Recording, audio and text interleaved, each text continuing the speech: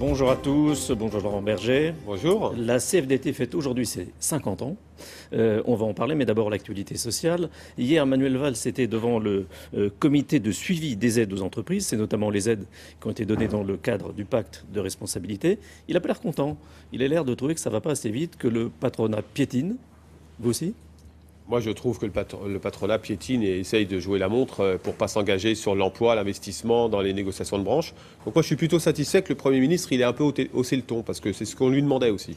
C'est pas le tout d'accorder... Vous préférez ce qu'il a dit hier que ce qu'il avait dit à l'université d'été du MEDEF, par exemple? Non, mais vous savez, moi, je ne fais pas partie de ceux qui ont été choqués que le Premier ministre dise qu'il aime l'entreprise, tout simplement parce que les salariés sont aussi attachés à leur entreprise, parce que l'entreprise, c'est pas que le patron. Non, tout simplement, c'est qu'il y a des aides aux entreprises qui sont accordées. La CFDT n'est pas contre parce que nous savons aujourd'hui la situation difficile dans laquelle sont nombre d'entreprises. Mais il doit y avoir des contreparties en termes d'emploi, d'embauche de jeunes, d'apprentissage, mais aussi d'investissement vers un autre mode de production, un modèle productif qui doit évoluer, notamment via la transition énergétique. Donc ça doit aider à ça. Et là, aujourd'hui, dans les négociations de branches, on n'arrive pas à avancer, sauf dans deux branches où on a avancé, la chimie et la métallurgie. Donc hier, la CFDT a haussé le ton. Le Premier ministre a dit l'exigence qu'il y avait aussi à l'égard des entreprises, des patronats. On verra ce que ça donne dans les mois à venir. Mais pourquoi, d'après vous, le patronat traîne des pieds? Parce qu'il veut prendre l'argent et puis c'est tout? Parce qu'en ce moment, dans la situation actuelle très tendue de notre société, il y a une espèce de beaucoup d'acteurs qui jouent le jeu de l'excuse et de l'esquive. C'est-à-dire, on peut pas assumer un certain nombre de responsabilités sur tel sujet parce qu'il y a telle chose qui ne nous vont pas, etc. Vous savez, moi, il y a beaucoup de choses qui ne me vont pas aujourd'hui, dans la situation qui est faite aux salariés, en termes d'emploi, en termes de chômage, de conditions de travail, etc. Ça n'empêche pas qu'à un moment donné, il faut que notre responsabilité aux uns et aux autres, c'est d'essayer de trouver des solutions pour sortir de cette crise, qui est finalement pas tant une crise que de profondes mutations qu'on n'a pas anticipées suffisamment. Donc je crois que le patronat, il faut qu'il se recentre sur l'objectif investissement, emploi, dans le cadre du pacte de responsabilité. Mais ce que disent les patrons, c'est que les aides, c'est bien, mais que les commandes, c'est mieux, et que les commandes, il n'y en a pas. Bien sûr. Donc ça veut dire qu'il faut réfléchir, mais c'est aussi à ça que doivent servir les aides dont ils bénéficient, c'est-à-dire à investir, notamment investir en termes de politique commerciale dans certains endroits. Je sais que ça se fait avec le crédit impôt compétitivité emploi, ou investir dans la recherche et l'innovation. Mais c'est vrai qu'on est en situation économique très très tendue. Et qu'on le sent bien, tout ce temps aujourd'hui dans notre société. Et donc l'enjeu, il est évidemment de regarder la réalité en face, mais pas de demander seulement aux autres de faire des efforts. Le pacte de responsabilité, vous y étiez favorable.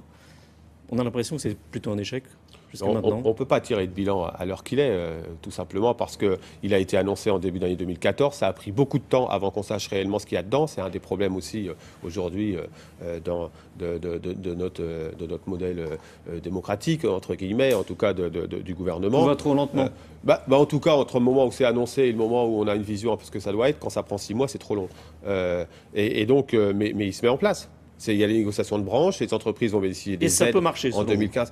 Mais oui, de toute façon, ça peut marcher. Il faut agir. Aujourd'hui, la pire des postures dans notre situation, c'est le statu quo. C'est en gros, ne bougeons pas et demandez aux autres de le faire. Donc, c'est pas neutre qu'un syndicat ait dit oui, les marges aux entreprises, il faut aider et du coup, il faut des aides pour les entreprises. Mais il y a des contreparties parce que dans une entreprise, il y a aussi des salariés et ils ont besoin de savoir où on va.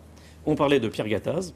On va revenir sur ses déclarations du début de semaine. Il a dit qu'il voulait un licenciement sans motif. Est-ce que vous êtes prêt à négocier là-dessus ou est-ce que vous pensez que c'est une provocation? Non, c'est une provocation, c'est même une faute de vouloir remettre en cause la convention 158 de l'OIT, puisque c'est de ça dont il s'agit. L'Organisation internationale du travail. Oui, je crois. Vous savez, c'est les carnets de commandes, vous l'avez dit.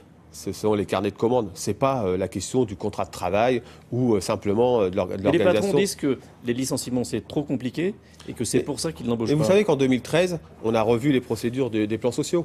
Et on a eu des plans sociaux où on a pu davantage négocier, donc du coup réduire le nombre de licenciements, avoir des meilleures mesures de reclassement, mais des plans sociaux beaucoup trop courts. C'était une critique que faisait le patronat depuis des années. On a trouvé des solutions.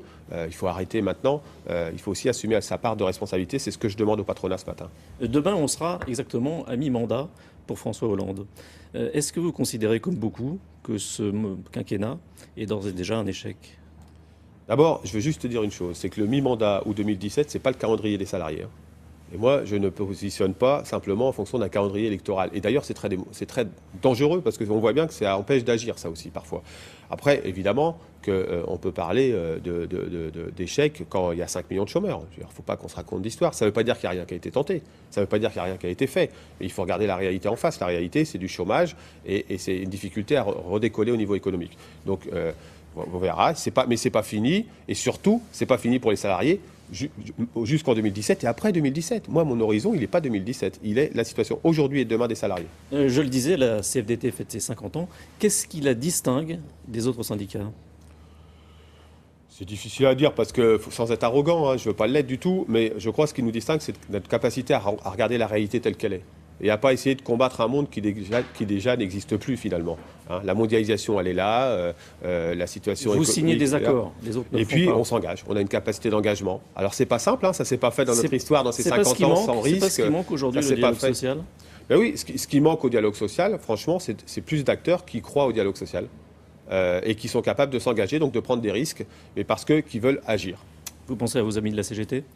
Je ne pense pas à personne en particulier et à beaucoup de gens en général. La CGT, justement, son patron, Thierry Lepan, a des problèmes avec un logement de fonction qu'il aurait payé trop cher, que la CGT aurait payé trop cher. Qu'est-ce que vous en pensez? Ça ne me regarde pas. C'est l'histoire interne de la CGT. Je ne commande pas cette actualité. Juste un mot sur le rachat par General Electric de la partie énergie d'Alstom. Ça risque de créer des licenciements, ça vous inquiète? Oui, ça m'inquiète, comme ça nous a inquiété au moment où on discutait. Nos équipes sont très mobilisées. Ce qu'il faut, c'est l'emploi, l'investissement là aussi. Il y a des engagements qui ont été, semble-t-il, pris par General Electric. Il faut qu'il le fasse. Merci. William, c'était